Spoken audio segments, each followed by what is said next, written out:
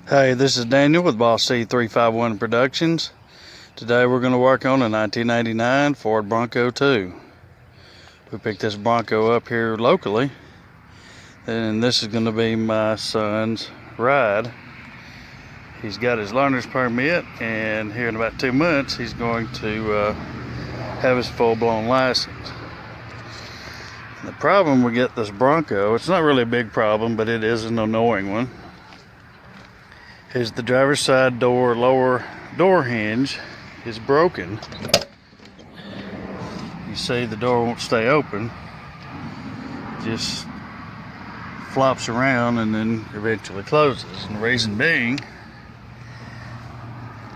that spring tab is broken in there. So you see the roller does not go in and hit it, so it doesn't hold the door open. What we're going to do to replace that, you would think you would just go ahead and take the bolts out right here and try to get into the bolts inside with the door open. As you can see, there's not any room. So we're going to go about it just a little differently without scratching up the paint and destroying the paint. We're going to go in from the underside. Now I'm going to show you on the passenger side because I've got part of the driver's side already loose. The passenger side, we're going to take loose the inner fender well, and it's going to have a screw there. There's a screw right up here up top, and then there's one up here at the front of the fender, and there's also one here below at the bottom rear of the fender. There's also a couple of bolts you're going to have to take out. The driver's side and the passenger side, there's a bolt here, here. There's a bolt there. There's a bolt here. And then there's 2 bolts up front.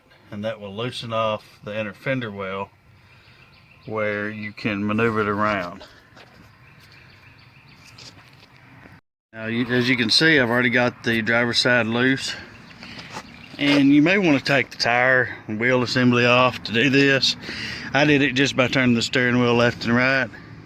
Now once you have it loose, you're going to have to reach in here and you're going to have to pull this back as close to you as you can to get it over this shock mount. Once you get over the shock mount, then you're going to have to press the inner fender well in and get it around this tab. There's another tab up here, but you can see there's a ledge here. You're gonna have to pop it out of this ledge.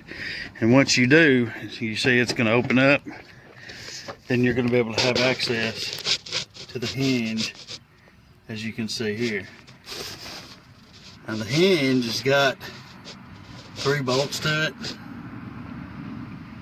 There's 1, 2, 3, and then on the inside, where it attaches to the door, there's 2 more. So you can reach in from here on the fender well, or you can actually, you have access, you can reach up through the fender well into the inner fender and get to the bolts. It's whichever way you want to do it, but it sure is a lot easier than taking the fender off the truck just to replace a door hinge. Now once you got your 5 bolts out, they're 1/2 inch head bolts. Once you get them out, then you're going to have to wiggle your door hinge out from the inner fender. And that's what she looks like. See, she is broke. Might take a little wiggling, but it will come out inside the fender. Now we're going to put the new one in. Now what you do when you carefully maneuver your hinge up through the fender, inner fender, get it lined up, and then start your 2 bolts here on the door. And be careful, if your top hinge is really wore out, your door is going to fall a little bit, but we'll be able to get it straightened back out. Probably wouldn't hurt to have an extra hand.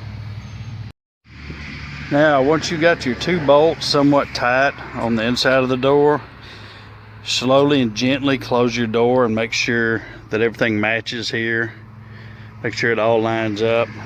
Don't slam it, just, you lift up on the door right up here, and while you're lifting it up, gently close it, kind of push it too. Make sure it matches. and then go down here and start your bolts. In the bottom, you see I've got mine started. What that'll do is help you line the hinge up. So what we're going to do now is go ahead and tighten all 5 bolts. We're going to tighten these 3 down. Then I'm going to open the door back up and tighten those 2 down. Okay, I've got these 2 bolts inside and the 3 bolts in the fender well tightened down. And now we have a working door hinge. It holds the door open like it's supposed to. Everything, as you can tell, it lines up, no problems. All we have left is to tuck the inner fender well in and put the screws and bolts back in, and we are done. This is Daniel with Boss C351 Productions. I appreciate you watching my videos.